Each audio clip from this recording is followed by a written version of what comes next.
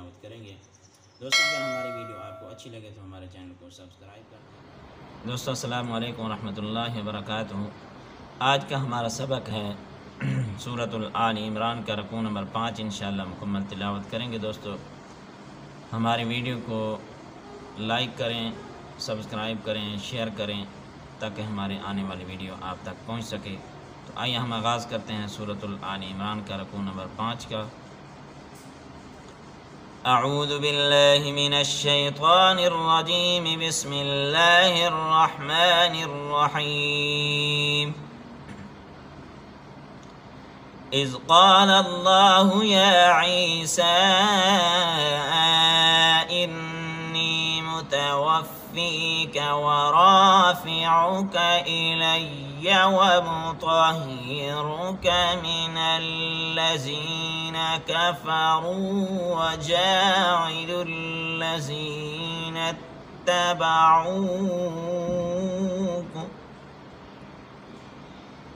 وجاعل الذين اتبعوك فوق الذين كفروا إلى يوم القيامة ثم إلي مرجعكم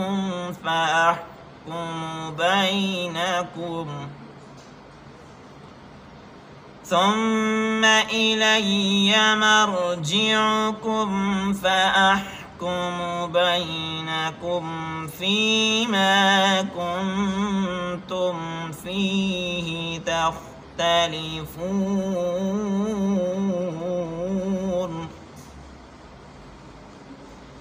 فأما الذين كفروا فأعذبهم عذابا شديدا في الدنيا والآخرة وما لهم من ناصرين.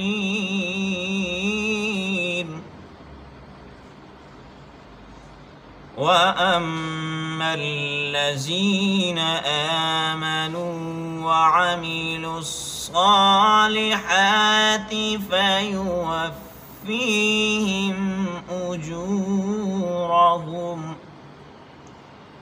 والله لا يحب الظالمين.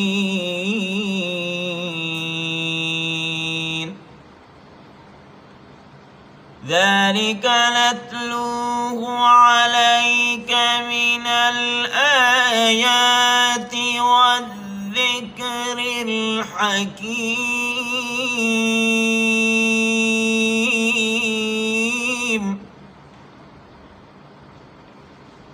إن مثل عيسى عند الله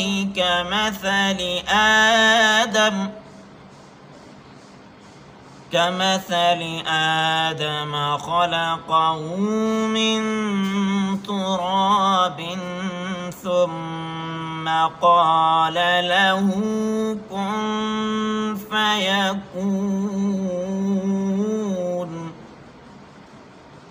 الحق من ربك فلا تكن من الممترين.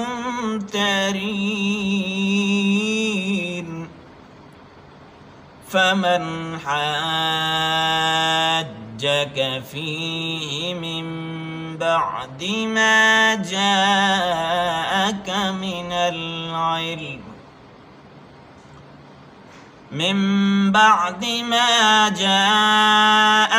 من العلم فقل تعالوا ندع أبناءنا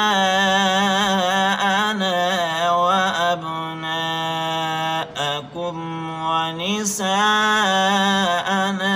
ونساءكم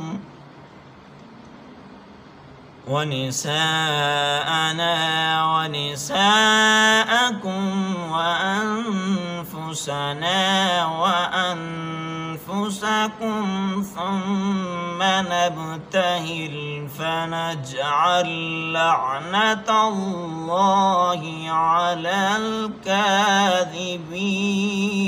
الكاذبين إن هذا لهو القصص الحق وما من إله إلا الله وإن الله لهو العزيز الحكيم فإن تولوا فإن الله عليم بالمفسدين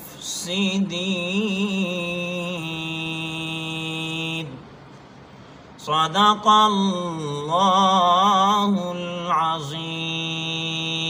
दोस्तों ये था आज का हमारा सबक सूरतुल आल इमरान का रकू नंबर 5 इंशाअल्लाह मुकम्मल तिलावत किए हैं।